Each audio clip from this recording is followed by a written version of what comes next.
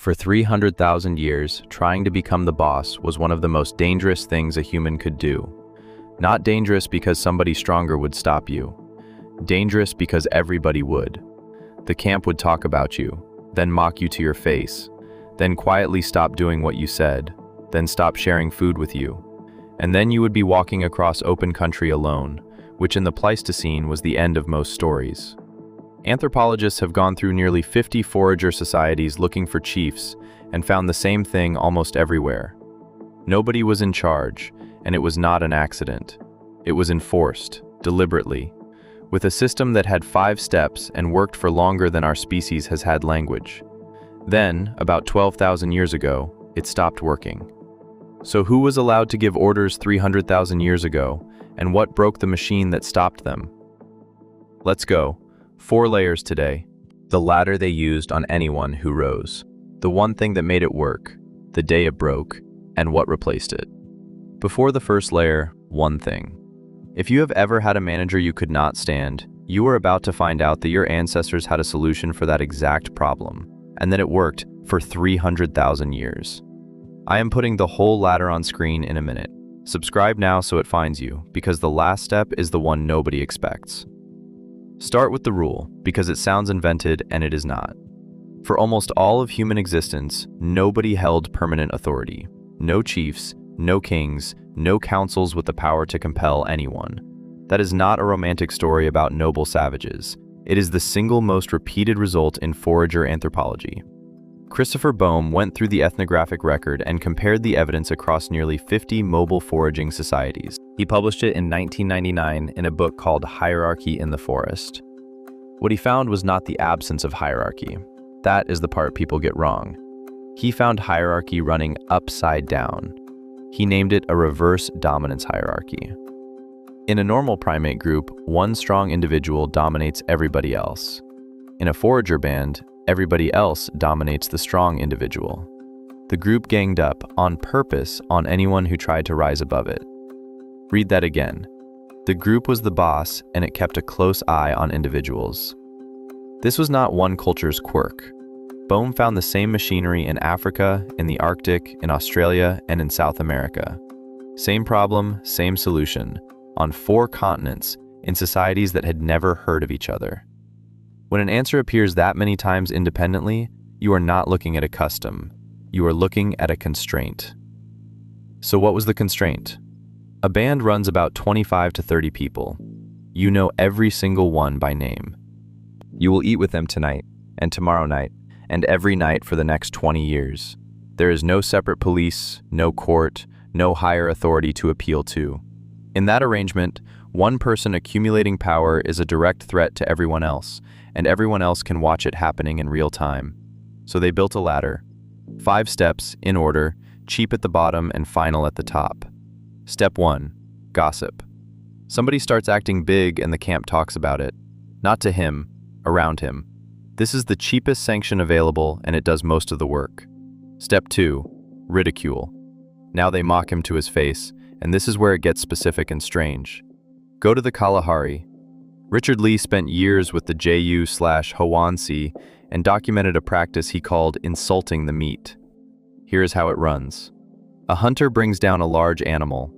This is genuinely enormous news. It is weeks of food for everyone. He walks back into camp and says nothing at all. He sits down. Eventually somebody asks what he saw out there. He says, nothing. A small one, skin and bones, barely worth the walk. Then the whole camp goes out, finds an enormous animal, and complains the entire way back. They tell him it is thin. They ask whether he seriously expects them to eat this. They tell him he wasted their day. And the hunter agrees with every word of it. Lee asked them straight out why they do this. The answer he got is one of the sharpest lines in the whole ethnographic record. They told him, when a young man brings in a lot of meat, he begins to think of himself as a big man, and the rest of us as his inferiors. So we speak of his catch as worthless. This cools his heart and makes him gentle. That is not banter. That is an instrument, and they knew exactly what it was for. An entire camp runs a coordinated humility routine on its most productive member every single time for his whole life. And they went further than that. Among the Ju/Hwansi, The meat does not belong to the person who brought the animal down. It belongs to whoever owned the arrow, and arrows are constantly lent, traded, and given away, including to people who do not hunt at all, including to women and to the elderly, so the credit gets deliberately detached from the skill.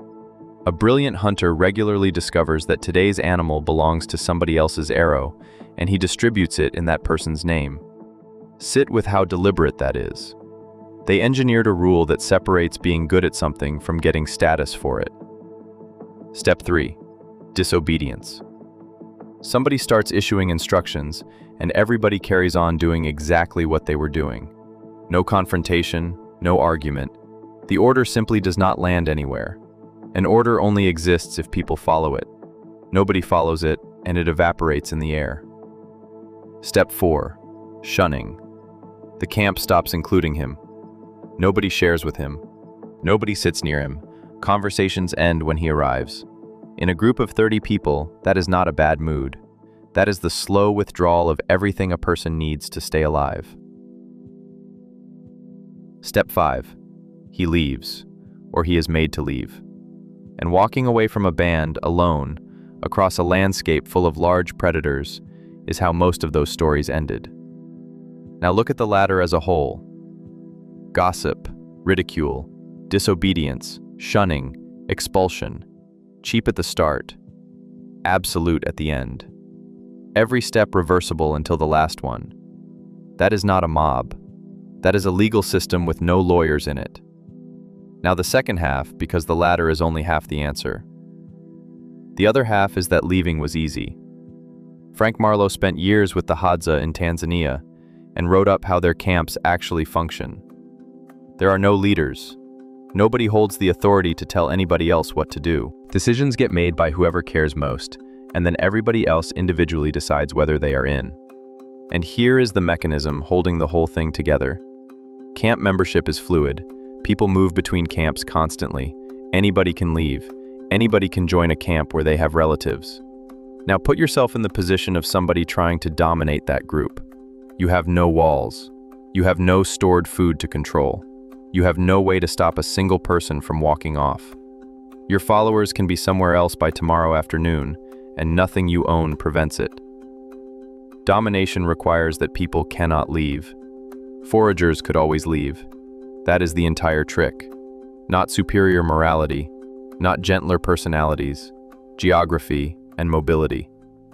Now, there is an objection that sounds obvious, and the ground disagrees with it. The objection goes, fine for 30 people, but the moment you build anything large, you need somebody in charge. Go to Gobekli Tepe in southern Turkey, about 11,600 years old. Stone enclosures with T-shaped pillars standing in rings. The largest are around 5.5 meters tall and weigh up to 10 tons. Carved with foxes, boars, scorpions, and vultures. Quarried, dragged, and raised by hand. Now the detail that matters. This site is older than farming, older than pottery, metal, and the wheel. The people who built it were foragers. There is no grain, no domestic animals, no storage, and there is no palace, no elite housing, no burials loaded with wealth, no sign of anybody who owned it. Hours of coordinated labor, and not one person standing on top of it. Now jump forward 2,500 years to Çatalhöyük in Turkey, around 9,000 years old. Up to 8,000 people living in mud brick houses pressed against each other, with no streets. Archaeologists measured the houses. They come out close to the same size as one another. No palace, no temple district, no administrative quarter. In a town of 8,000 people. Two enormous sites, 2,500 years apart, both built by large numbers of people, both with nobody visibly in charge. So the objection fails on the evidence. Big things do not require a king, they require agreement. Which brings us to the center of this. You were not designed to be outranked by somebody you cannot walk away from. That specific arrangement, permanent rank plus no exit, is younger than farming and younger than pottery. And it is not a matter of opinion, because two different research programs measured what it costs. Start with baboons, because a baboon troop is the opposite arrangement. Robert Sapolsky spent decades studying wild baboons in Kenya, and he did something specific. He measured their hormones. Baboons live inside a rigid dominance hierarchy. Every animal knows its number. Sapolsky found that low-ranking baboons carry chronically elevated stress hormones, not spikes during a fight. An elevated baseline, all the time, on an ordinary Tuesday when nothing is happening. Their systems sit permanently switched on, waiting for something. You can predict a great deal about a baboon's blood chemistry from its position in the line. Baboons are not us, so somebody measured us. In 1967, an epidemiologist named Michael Marmot began following British civil servants. Not miners, not factory workers, office workers in Whitehall, all in stable jobs, all covered by the same National Health Service. The second study followed more than 10,000 of them. Everybody expects the stressed executives at the top to be in the worst shape. That is the cliché. The data said the exact opposite. The lower the employment grade, the worse the health, in a smooth line all the way down. Men in the lowest grade had roughly 3 times the mortality of men in the highest. 3 times. Same country, same city, same healthcare. And here's what closed the argument. Marmot's team adjusted for the usual suspects: smoking, cholesterol, blood pressure, weight, exercise. Those accounted for only part of the gap. A large share of it remained. What was left tracked one thing: where you sat in the ranking and how little control you had over your own day. The result is a gradient, and that word is the whole finding. It is not the poor versus the rich. Every single step down the ladder carries a measurable cost, including the steps that are comfortably middle class. So, a rigid hierarchy in baboons produces elevated stress hormones.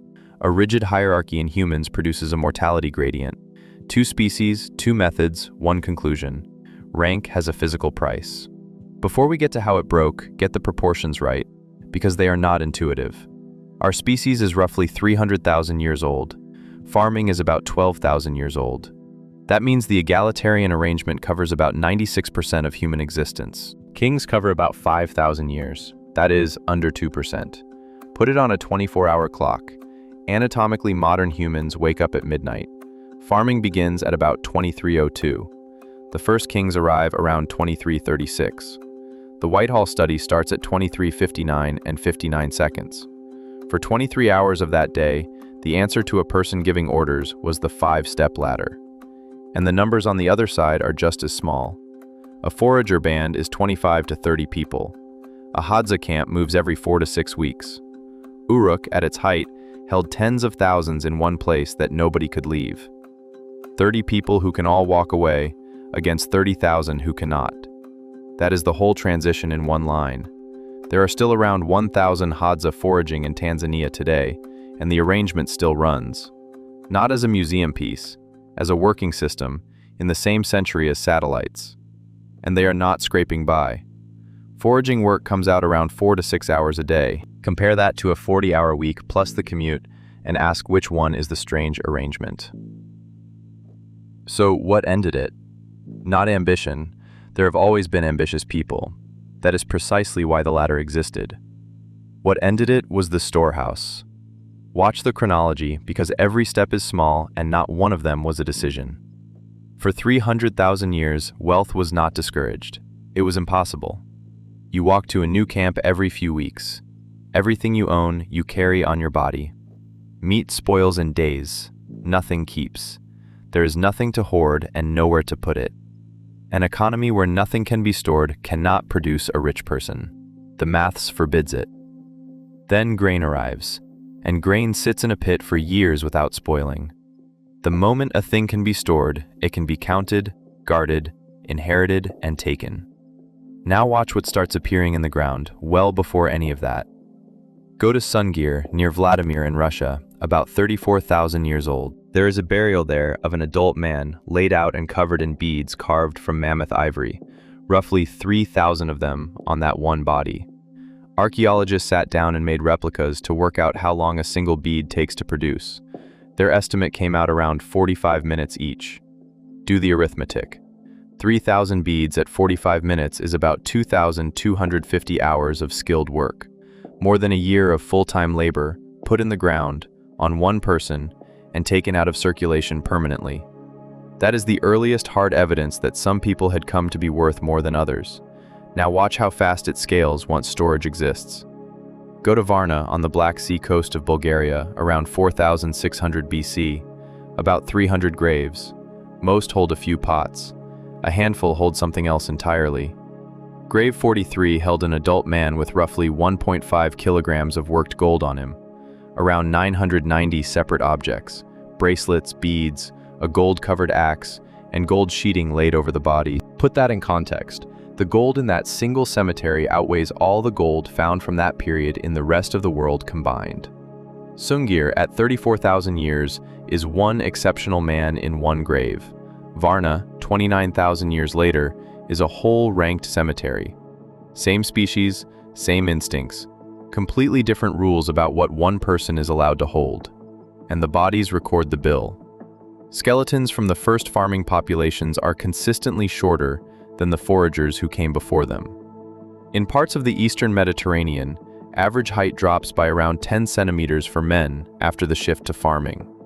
More cavities in the teeth, more iron deficiency, more signs of interrupted growth in childhood. That is what the first few thousand years of settled life did to the average person, while a few graves filled up with gold. Then farming spreads, and the exception becomes the structure. You get storage, you get walls, you get people whose entire job is guarding the storage. And guarding the storage is the most reliable path to power ever invented. Then comes the step that finished the old system. You cannot walk away anymore. Your food is in the ground and it will not be ready for 4 months. Your house is a building. Your relatives are buried under the floor. The Hadza solution, just go and join another camp, is gone. And with it goes the entire enforcement mechanism, because that mechanism was never really the gossip. It was the exit. Ridicule only works on somebody who needs the group. A man with a full granary and 20 armed relatives does not need you to like him. We traded the freedom to walk away from anyone who annoyed us for a roof and a full storehouse. And most of us never even knew it was gone. Now the part that makes this less grim, because the machinery did not disappear. It got repurposed. Watch what happens whenever somebody powerful does something ridiculous. Within hours there are jokes. Within a day the jokes are everywhere and everyone has seen them. That is step 2 on Boehm's ladder, running at global scale, with the same target selection and the same instinct behind it. Satire is not a modern invention. It is a 300,000-year-old immune response with a faster distribution system. And look at what we build, then notice what it is all for. Voting, term limits, a free press, trial by a jury of ordinary people, the right to quit a job without permission. Every one of those is a formal machine doing what a forager camp did by talking. Limit the powerful, guarantee an exit, make sure nobody sits permanently above the group. We did not become a hierarchical species and forget the old way. We built enormous institutions specifically to fight the hierarchy we had created. And the fact that they have to exist at all tells you which instinct is older.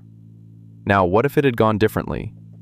What if grain had never been storable? No surplus, no granary, no guards, and no way to hold anybody in place.